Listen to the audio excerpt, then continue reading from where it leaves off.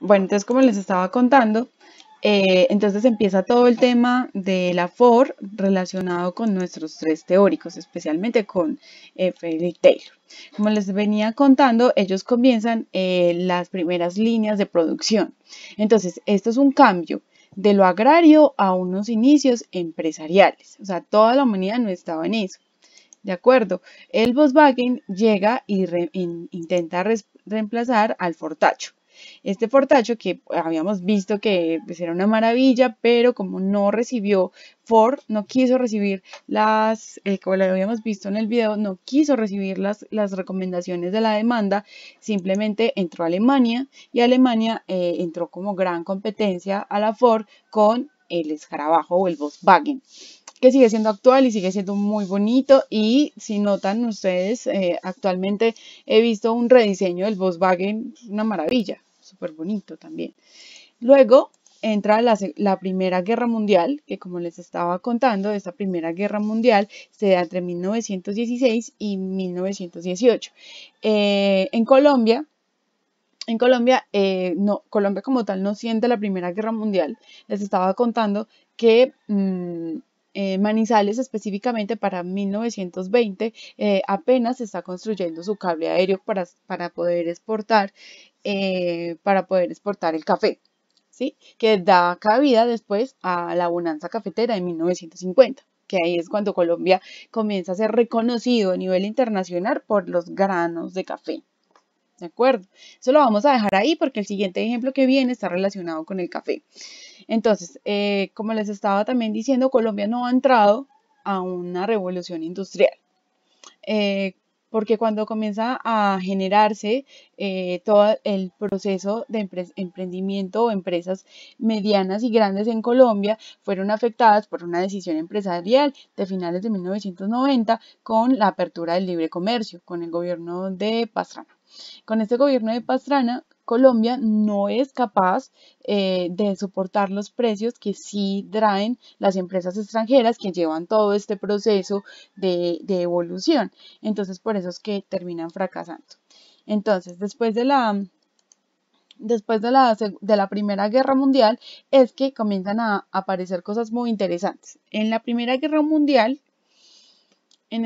Guerra Mundial hay un desarrollo de la psicología. Este desarrollo de la psicología se da porque la psicología es vital porque comienza a hablar sobre reclutamiento. Este reclutamiento es vital para las empresas porque es un reclutamiento solo pensado en la producción. Entonces, aquí es cuando entra nuestro tercer teórico, que es Elton Mayo. Elton Mayo es llamado por esta empresa de Electric Company en Chicago para hacer investigación sobre los niveles de producción y la luz. Entonces ellos dicen, no, a determinada luz las personas producen más. Esto no era del todo cierto. Realmente lo que ellos estaban hablando era los grupos informales y los grupos formales. Estos diferentes grupos son los que generan la mayor productividad. Es decir, si yo a ustedes les digo, vamos a hacer un trabajo en equipo y los coloco como yo quiero que ustedes se ubiquen, ustedes lo van a hacer con gusto.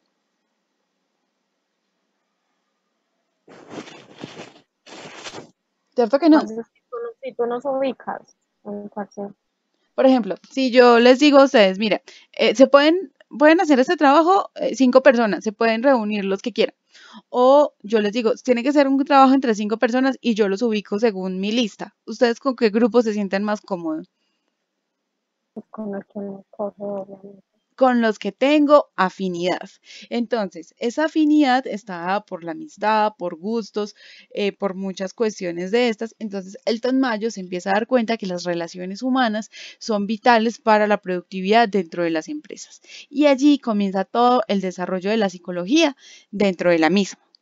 Entonces, la psicología entra a las empresas, pero después de la Primera Guerra Mundial y con mucha más fuerza después de la Segunda Guerra Mundial, con todas estas teorías humanistas, que las vamos a ver más adelante.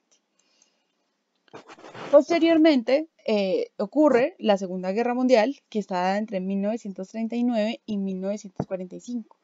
Esta Segunda Guerra Mundial, pues, si lo vemos en esta imagen, se presenta un desarrollo tecnológico hacia la destrucción masiva, que es bastante criticado actualmente. A partir de la Segunda Guerra Mundial es que hoy tenemos acceso, por ejemplo, a los computadores y fueron los primeros desarrollos de la computación. No sé si quieren que les deje una película que se llama Enigma, que ilustra súper bien el desarrollo tecnológico para que aprovechemos estas vacaciones y podamos ver también buenas películas. Entonces, y termina en 1945. Los aliados son los que ganan esta guerra, pero una de las connotaciones más importantes de esta guerra es la bomba de Hiroshima y Nagasaki. Esta bomba es un desarrollo totalmente científico. Atómica, ¿cierto, profe? ¿Cómo? La bomba atómica. La bomba atómica, que es un desarrollo científico, netamente científico, pero que es muy criticado porque ¿qué está haciendo el hombre? Desarrollando su inteligencia y su desarrollo tecnológico para la destrucción de otras culturas. Entonces, esto es criticado fuertemente y y por eso es que se han presentado cambios fundamentales en la forma de hacer administración.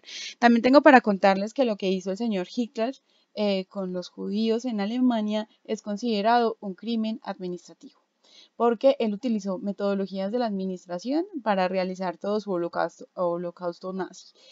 Bueno, esto para temas históricos también, pero que son muy importantes. Es importante porque a partir de eso, por ejemplo, Alemania es uno de los países que no se puede cambiar la constitución política. Es casi imposible cambiar la constitución política de Alemania a raíz de lo que pasó pues, con este dictador. Esto tiene mucha tela para cortar, demasiada, pero esperemos que nuestro curso nos vaya dando camino, ¿de acuerdo? Luego llegan los años 1950 y 1990. Las empresas en relación en estos ciclos son bastante diferentes. Es como si esto no hubiera pasado. O sea, esto cambió la humanidad. Imagínate que uno vea en las noticias que esto pasa. Entonces la gente entra en shock y ya no quiere saber más de la guerra, quiere salir de todo esto que había ocurrido en la guerra y necesita recuperarse económicamente. Entonces, ¿qué pasa acá? La educación comienza a hablarse y ya dejamos de generar una revolución industrial a pasar a una industrialización neoclásica. Esta industrialización neoclásica lleva estas tres teorías básicas, las tiene todas, pero con más fuerza las de Elton Manjo y las de Henry Fayol. Entonces vamos a continuar. Entonces, la educación fue vital en este tema, pero fue una educación que pasa en Europa, una educación. Entonces, recordemos que empieza a crearse las empresas, ¿de acuerdo? Esos grandes talleres que comienzan a convertirse en empresas. Y que la Primera y la Segunda Guerra Mundial, ¿cómo decirles yo? Les da como más motor para que se desarrollen. Y se dan cuenta que los niños no pueden estar más en las fábricas. Es que veníamos de esto, ¿sí o no? Qué traumático. O sea, los niños, esa fotografía es real y es una fotografía, me imagino que es una fotografía. Veníamos de estas cuestiones y lo que le interesa, o sea, casi después de esto, o sea, después de esto, que pues es nada en términos históricos, pasamos a la idea de las escuelas. Unas ideas de unas escuelas también muy basadas en lo industrial, o sea, todos tenemos que dibujar lo mismo, todos tenemos que hacer lo mismo, por eso es que me llama tanto la atención esta fotografía de esta época.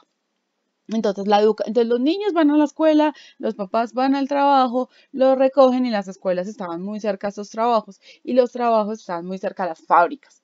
Por eso es que los abuelos alemanes o abuelos de Europa son abuelos que les gusta el metal, ¿cierto? O el rock pesado. A nuestros abuelos les gusta el rock pesado, ¿cierto que no? Porque No, el ya metal, quisiera yo. sí, el metal está totalmente relacionado con los sonidos de la industria y se terminan desarrollando y por eso es que estos sonidos musicales se dan también en estas épocas.